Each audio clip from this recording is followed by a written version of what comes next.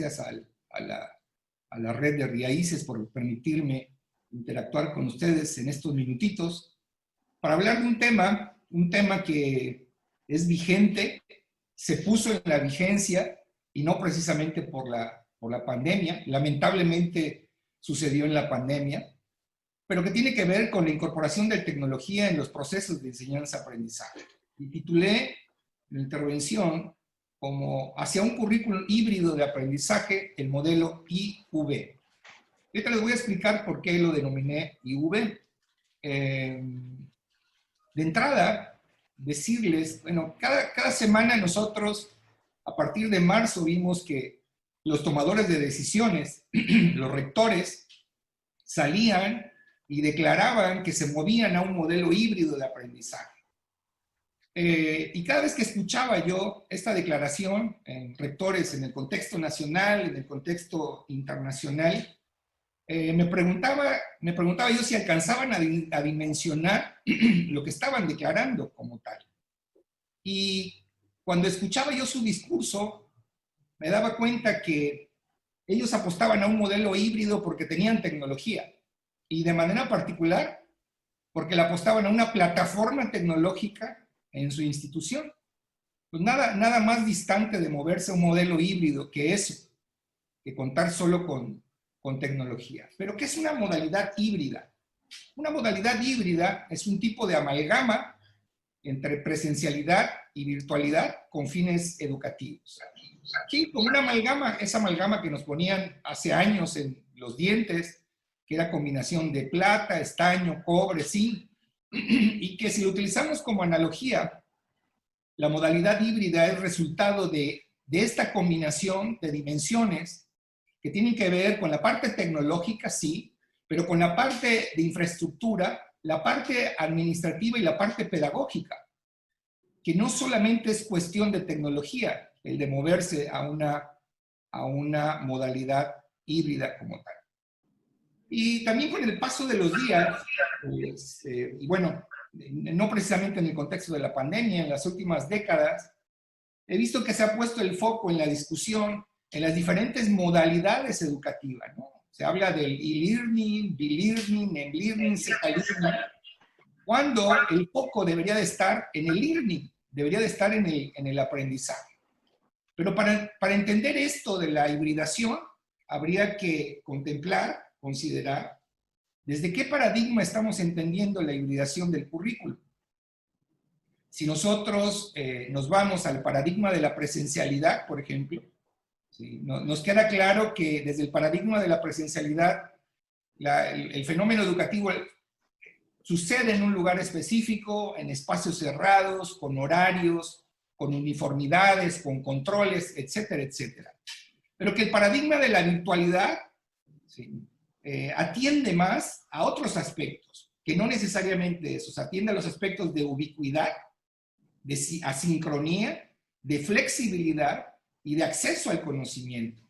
La gran posibilidad que al manejar tecnologías de la información, comunicación y aprendizaje, conocimiento y aprendizaje digitales, nos permite la virtualidad. Y el principal error que se comete es un error cognitivo, de poner en polos opuestos ambos paradigmas. Es decir, de un lado pongo la virtualidad y del otro lado pongo la presencialidad, sin determinar que esto es un continuum entre presencialidad y virtualidad. Y que para tomar una decisión acerca de hibridar el acto educativo, entiéndase lo más amplio posible, habría que determinar los porcentajes de hibridación o los porcentajes de incorporación de tecnología. Es decir, si yo considero de 1 a 9% de incorporación en tecnología en el acto educativo, estoy hablando de educación presencial con apoyo de tecnología, no precisamente de educación formal, porque esto puede suceder desde la propia educación no formal. Pero si incorporo un poco más de porcentaje de esos contenidos del acto educativo, pensemos entre el 10 y el 30%, ahí estaremos rebasando una modalidad educativa y estaríamos hablando de educación presencial con empleo de entornos virtuales de aprendizaje. ¿Se dan cuenta? No es lo mismo. Y seguimos escalando esto, si escaláramos entre un 30 y un 60%, que ese fue el ideal de diferentes instituciones a nivel nacional, esa fue la consigna, mover contenidos en un 30 y un 60%, estamos hablando de educación abierta, semipresencial o mixta. Este modelo que nosotros llamamos blended learning, que combina la presencialidad con la virtualidad. Y hay un último escalón, un último peldaño, que sería entre el 60 y el 100% de virtualización. Aquí ya estaríamos hablando de educación en línea o virtual, o educación online, como les decimos. El primer paso que hay que dar para la hibridación del currículum es determinar cuál es esa gradiente. O sea, tenemos que tener claro si esta determinación del continuo entre presencialidad y virtualidad.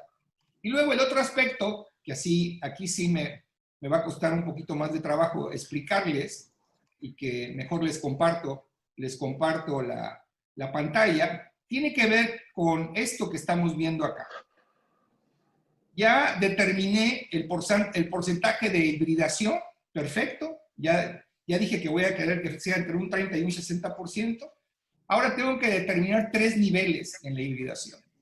Primero, el nivel de la dimensión que voy a abordar en educación. ¿Se trata de enseñanza, se trata de aprendizaje o se trata de evaluación? Un segundo nivel que tiene que ver con el propósito. Yo voy a seguir una ruta, no voy a repetir todo, pero si yo sigo la ruta de la enseñanza y me voy por el lado de la educación y enseñanza, hablo de estrategias didácticas o de apoyo didáctico, que hay demarcación muy clara entre ambos. Pero hay un tercer nivel, que es la de la aplicación, que eso sería la claridad que podríamos tener al declarar en un currículum cómo estamos utilizando tecnología y para qué rayos nos va a servir utilizar tecnología, no nada más para vernos cool o para vernos muy bien, para vernos bonitos porque tenemos una plataforma tipo Ferrari, pero que a veces utilizamos como sedán, ¿no? Y pensar que si yo me sigo de educación, enseñanza, estrategia didáctica, clarificar los métodos, técnicas o actividades didácticas que se dan al interior de una plataforma. Porque de nada serviría o de nada nos sirve tener una plataforma si no tenemos una claridad en el fundamento pedagógico, en el fundamento didáctico para utilizar esa plataforma. ¿Sí? Y yo podría utilizar otra vertiente. No sé, el aprendizaje, me voy de educación a aprendizaje, me voy al aprendizaje social y también determinar qué tipo de actividades voy a desarrollar. ¿Sí? Voy a desarrollar actividades de instrucción, de cooperación o de colaboración, que tienen, los 3 niveles son distintos, son diferenciados como tal. ¿Ok? Bueno, les dejo de compartir. Aclarado esto de los niveles, la pregunta es, bueno, ¿y cuál es el rol? ¿Cuál es el rol de la tecnología en la parte administrativa, el rol de la tecnología en la parte pedagógica, el rol de la tecnología en la parte de infraestructura y en la parte tecnológica también? Entonces tenemos que tener, para declarar o para tener el valor de declarar que nos movemos a un currículum híbrido, tenemos que tener una gran claridad al respecto de esto. Hay 2 grandes pensadores, 2 filósofos de la tecnología, Peter Paul Verbeek y Don Hyde, el segundo inspiración del primero, y que nos ha hablado al respecto de su propia teoría de la mediación tecnológica, nos deja un principio clarísimo, ¿sí? Que debemos de asimilar, debemos de entender. La tecnología solo tiene sentido en un contexto de uso. ¿Ok? ¿Qué quiere decir esto? Que bueno, que fácilmente la tecnología se podría convertir en un juego pirotécnico, en pirotecnia. ¿Sí? Utilizo tecnología, ¿por qué? Por verme contemporáneo, pero no tengo idea de cómo abordarla. ¿Cómo abordar la mediación tecnológica? Y ahora, en esto que nos ha desvelado la pandemia, que es la formación docente. Si algo desveló la pandemia, fue la competencia digital docente, y si me apuran, no solamente la competencia digital docente, la competencia digital de los estudiantes también. Pero ¿qué creen? De los administrativos también. Siempre hablamos de rediseño educativo, ¿no? Todo el tiempo hablamos de rediseño educativo. pero nunca hablamos de rediseño administrativo. Y ese es un componente importante en la formación. Bueno, ¿cómo abordar la mediación tecnológica en la formación? Acá también, digo, es complicado expresarlo solo en palabras. Les voy a compartir un esquema que presenté en la Universidad de Buenos Aires ya hace algunos años, por lo menos hace 5 años, en este evento que eran las 8ª Jornadas Nacionales y el primer Congreso Internacional sobre Formación del Profesorado. Y hablábamos acerca de la mediación tecnológica en la transformación curricular. Y hay 3 grandes vertientes para entender esto. La primera de ellas, cómo incorporamos tecnología en las instituciones de educación superior, pero también cómo las integramos, y otra vertiente muy aparte es la apropiación de la tecnología. Aquí estamos hablando, hablamos de habilidades informáticas, hablamos de habilidades informacionales que están dentro de la propia competencia digital docente. Abusados, estoy hablando en singular, competencia digital docente, porque luego nos perdemos ahí semánticamente hablando, ¿sí? Diciendo competencias digitales docentes, como si se tratara de un abanico de posibilidades y nada más es una. Bueno, hablamos de incorporación. La incorporación, pues todos lo sabemos, ¿no? Es dotar de tecnología, dotar de infraestructura para poder llevar a cabo el acto educativo, pero algo muy distinto es llevar a cabo una propuesta curricular en donde se integre la tecnología. Es más, si me apuran, incidir en los planes y programas de estudio, en la formación de profesores para utilizar de manera deliberada la tecnología. Y en la vertiente de la apropiación, hacer referencia a la usabilidad, pero no la usabilidad como comúnmente lo denominamos desde lo tecnológico, en donde pues un dispositivo trae un manualito y ese manualito me permite interactuar con ese dispositivo en una interfaz amigable que a partir de eso se determina la usabilidad desde la norma ISO. No, aquí estamos hablando de usabilidad pedagógica.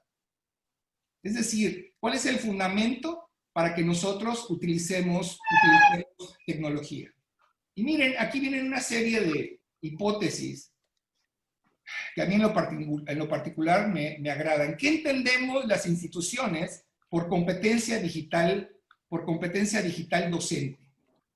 Pues aquí lo que estamos entendiendo, hablaba el maestro que me antecedía al respecto de paradigmas, y esto se puede entender, ¿no? O sea, si yo tomo el paradigma del interaccionismo simbólico y me voy a sus premisas, el paradigma del interaccionismo simbólico me dice que yo le voy a otorgar el significado, yo me voy a comportar hacia las cosas o los eventos en función del significado que les atribuya. Pues bueno, es exactamente lo mismo. ¿Qué significado les atribuyen las instituciones a la tecnología? Y así vamos a entender el comportamiento de las instituciones. Cuando dicen incorporar tecnología es retacar el currículum de materias que tengan que ver con software educativo, pues ahí hay un grave error, ¿sí?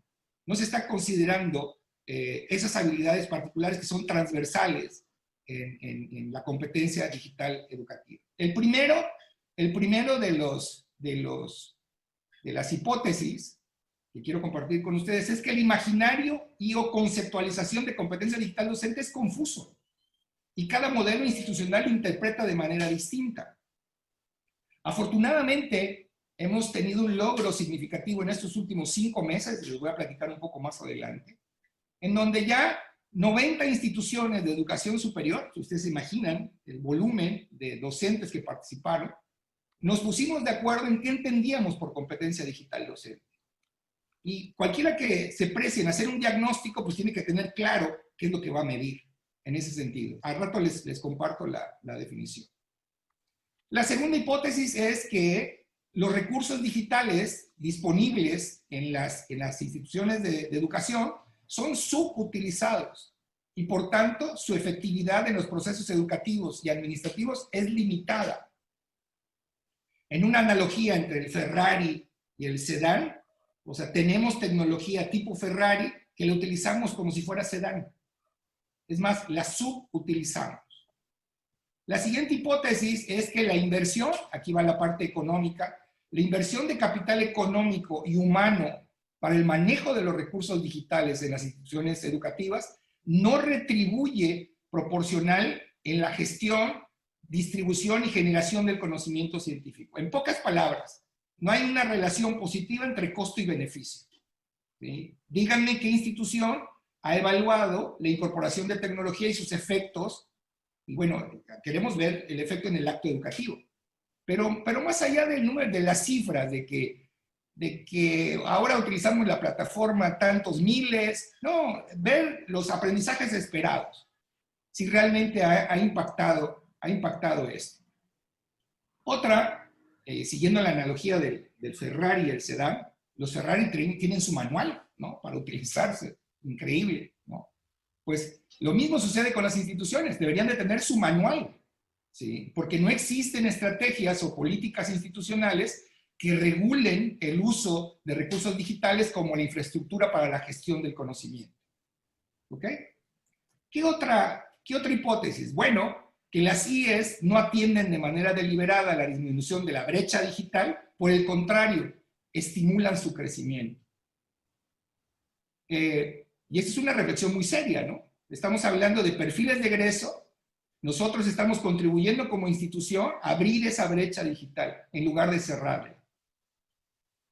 El penúltimo de las hipótesis tiene que ver con la inoperatividad de los procesos de gestión académica de las instituciones de educación superior que no favorecen la adquisición de competencias digitales en el universitario y por tanto afectan, como les decía, negativamente el perfil de egreso. Y la última hipótesis, no existe una cultura para el empleo del software libre en las instituciones educativas. ¿Esto qué quiere decir? Estamos atrapados en los grandes corporativos, ¿no? Andamos presumiendo que utilizamos Teams, utilizamos la aplicación de videoconferencia de Google, pues estamos atrapados en los grandes corporativos. Bueno, yo les propongo esta definición muy reciente, que les decía que habíamos generado en el contexto de la NUYES, la Asociación Nacional de Universidades e Instituciones de Educación Superior, y la Secretaría de Educación Pública, a través de la Coordinación General de Aprende MX. Y definimos la competencia digital docente como la armonización de los dominios cognitivo, procedimental y actitudinal de las tecnologías de información, comunicación, conocimiento y aprendizaje digital, que garantizan su empleo seguro, crítico y creativo en los procesos educativos. Repito la definición. Armonización de los dominios cognitivo, procedimental y actitudinal de las TICAT, que garantiza su empleo seguro, crítico y creativo en los procesos educativos. A partir de esta claridad, ahora sí ya podemos medirle. ¿De acuerdo? Ya podríamos establecer cuáles son nuestras dimensiones en esta definición, cuáles son nuestros indicadores y lanzarnos a un diagnóstico nacional que vamos a empezar. El instrumento ya lo tenemos. Hoy día estamos llevando a cabo un piloteo con la Universidad Autónoma del Estado de México, con las instituciones incorporadas, que nos va a permitir aplicar el piloteo a 1,800 profesores, que sería la población general de las escuelas incorporadas a la Universidad Autónoma del Estado de México. Pero no solamente eso, sino escalar esta medición a otros niveles educativos, como por ejemplo media superior. Siempre nos olvidamos de las normales, ¿no? Recordar que las normales son instituciones de educación superior. ¿De acuerdo? Bueno, en esto de reconocer las competencias informáticas, informacionales y en forma agrupada, identificarla como competencia digital, sabemos de la existencia de la brecha digital. ¿Ok? ¿Y esto cómo se ve reflejado en nuestros profesores? Si nosotros nos preguntamos, bueno, ¿cuáles serían algunas de las razones por las cuales un profesor utiliza la tecnología en el proceso de enseñanza, aprendizaje, evaluación? Pues bueno, podríamos contestarnos. En primera instancia, en relación con el contexto, ¿no? ¿Las utiliza porque dispone de ellas o de las condiciones para su uso en lo institucional o en lo personal? ¿Sí? En cualquiera de esas dos vías. Pero la otra dimensión de análisis tiene que ver con estas habilidades informáticas.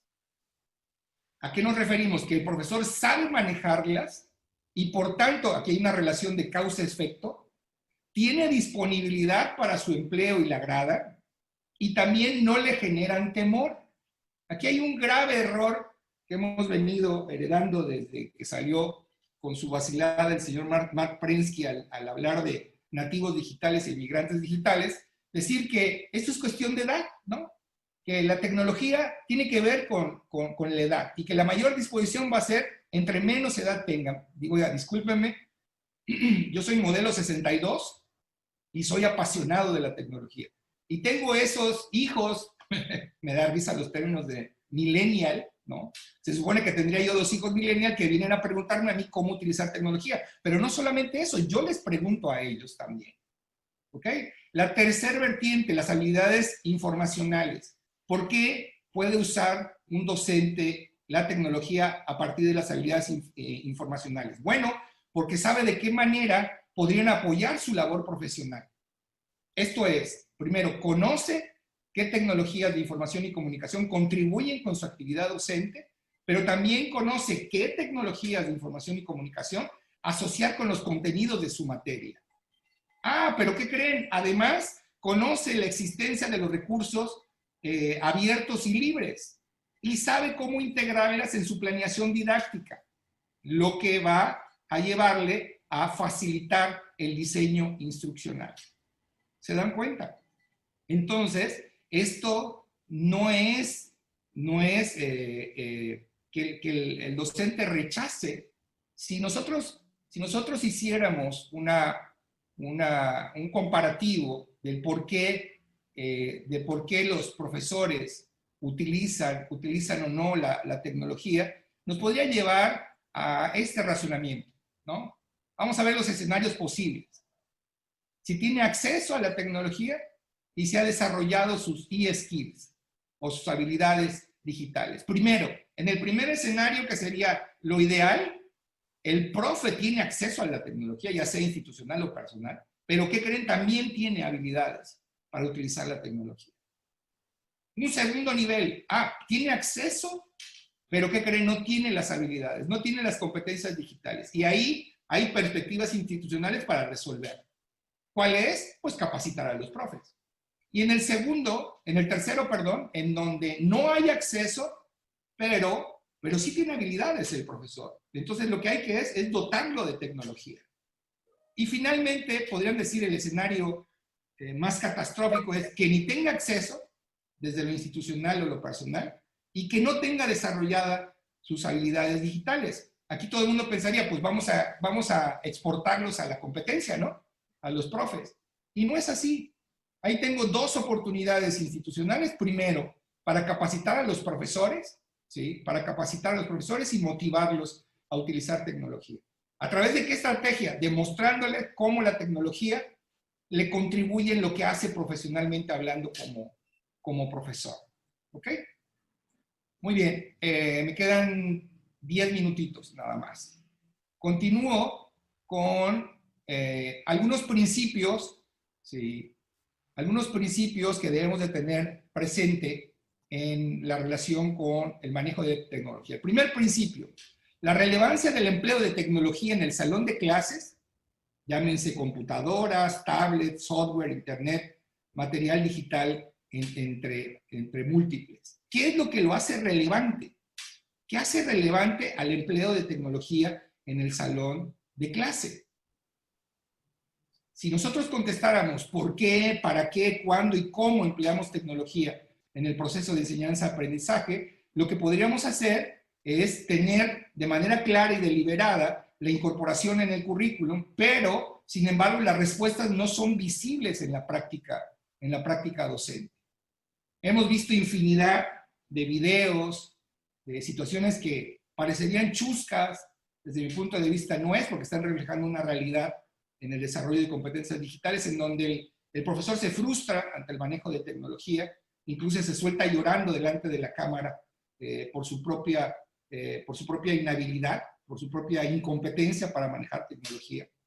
Y ahí podemos ver reflejado esto, pero la respuesta está en que los recursos tecnológicos deben estimular la experimentación, la creatividad, el análisis y la reflexión de los estudiantes.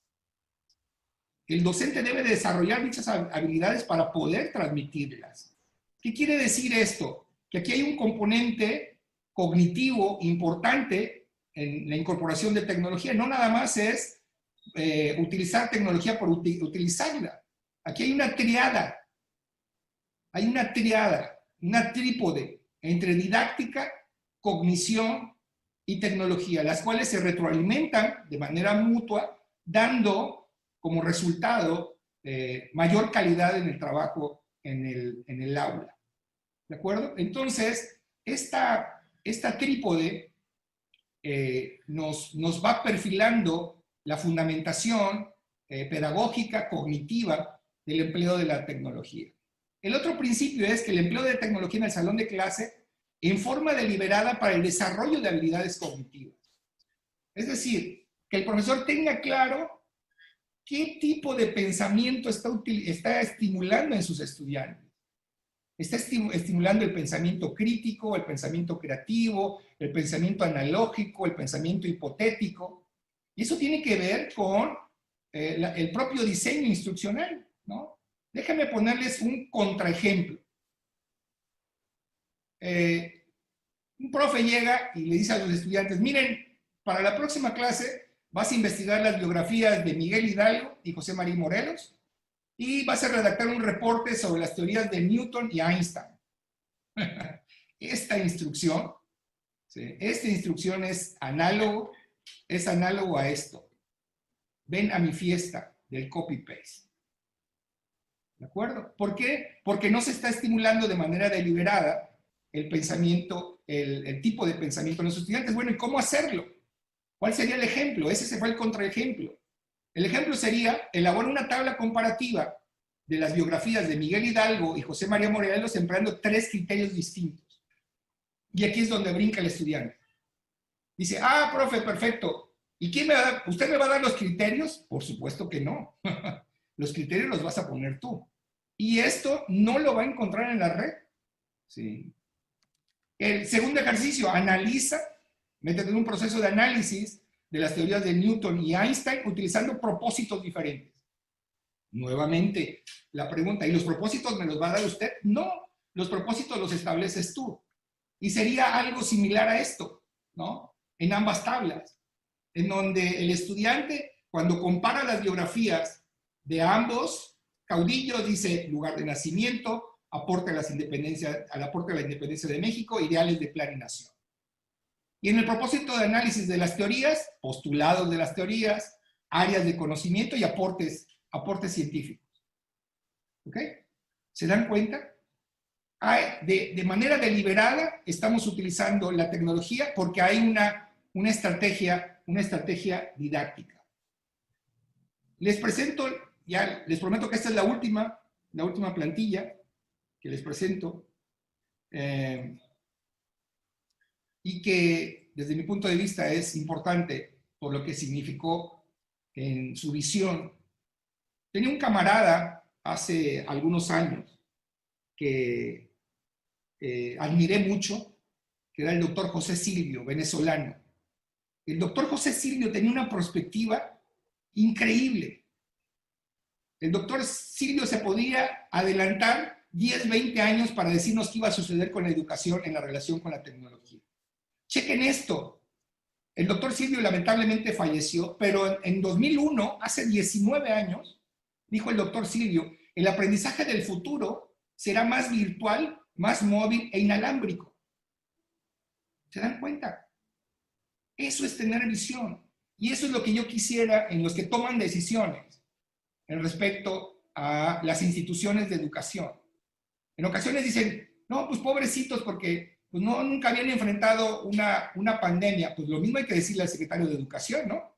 Le perdonamos al secretario de Educación que haya 100,000 muertes porque nunca había enfrentado una pandemia, ¿no?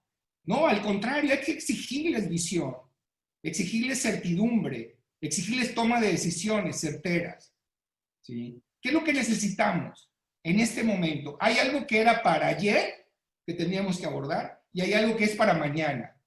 Lo que era para ayer es el rediseño educativo. Eso teníamos que haberlo empezado desde hace 4 meses. ¿De acuerdo? ¿Y qué es lo que es para mañana? El rediseño curricular. ¿Sí?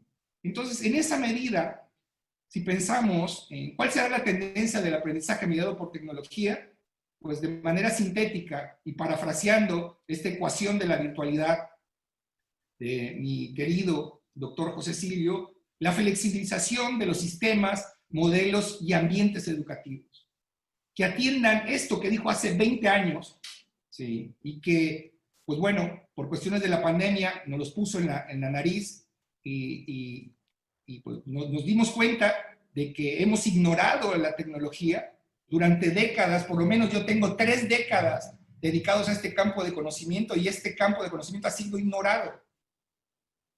No creo pasar otros 3 décadas, porque no creo que me alcance la vida, ¿no? Ojalá, ¿no? Pero tampoco quisiera que pasaran otras 3 décadas ignorando el gran aporte que tiene la tecnología en el acto educativo. ¿Por qué? Por una sencilla razón.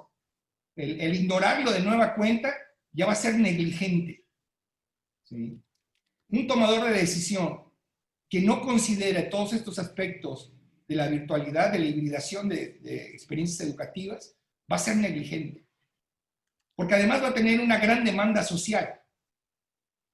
En los próximos meses vamos a observar cómo la ciudadanía, las instituciones de educación superior, tanto públicas como privadas, les va a demandar algo que podemos lograr con la tecnología. Calidad, equidad, cobertura, inclusión, eficiencia terminal. Eso que está en el discurso educativo, nada más, o sea, como palabras bonitas, lo podemos aterrizar con la tecnología. Bueno, quisiera dejar estos 2 minutitos por si tienen alguna pregunta, y yo siendo muy obediente del tiempo que me dieron. Bien, muchas gracias.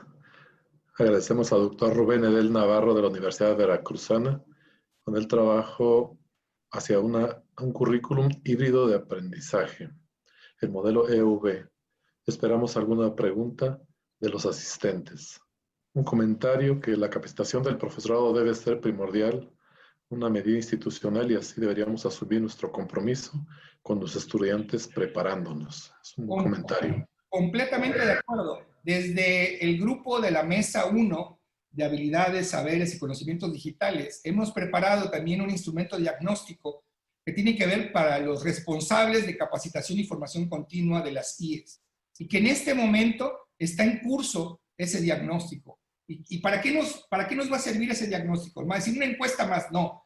Lo que nos va a permitir es armonizar la oferta virtual que tienen las instituciones para la formación y capacitación continua de los docentes. Es decir, generar un espacio común para la formación docente. Sí, excelente comentario. Muy bien. Bueno, pues vemos en nuestro tiempo cómo la emergencia de la contingencia sanitaria nos ha recluido prácticamente contra las cuerdas, y vemos que el asunto de la hibridación del aprendizaje es una exigencia de nuestro tiempo. Doctor Rubén Edel Navarro, investigador de la Universidad Veracruzana, coordinador del Laboratorio de Innovación y Desarrollo Regional, decano del Doctorado Interinstitucional de Sistemas y Ambientes Educativos y del Cuerpo Académico Entornos Innovadores de Aprendizaje, que ha participado en múltiples instancias en universidades del extranjero como profesor adjunto, y es asesor de la plataforma México X y Agenda Digital Educativa de la Coordinación General de Aprende en México X y la Dirección de Televisión Educativa de la SEP. Si no existe otra pregunta, pues daremos por terminada la participación del doctor Rubén Edel Navarro. Felicitaciones. Muchas gracias, Dixon. Gracias a todos.